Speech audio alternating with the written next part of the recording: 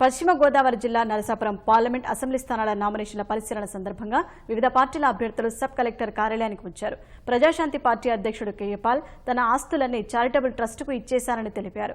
లక్షల కోట్లు దోచుకున్న వారికి ఓట్లు వేస్తారో, 1,00,000 కోట్లు సంపాదించి పేదలకు దానం చేసిన తనకు ఓటు వేస్తారో ప్రజలే నిర్ణయించుకోవాలని అన్నారు.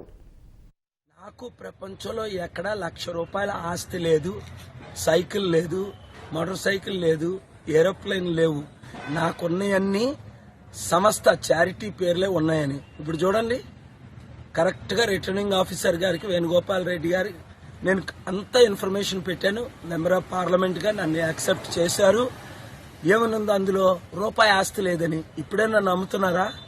దోచుకునే లక్షల కోట్లు దోచుకునే వాళ్ళకి మీరు ఓటేస్తారా?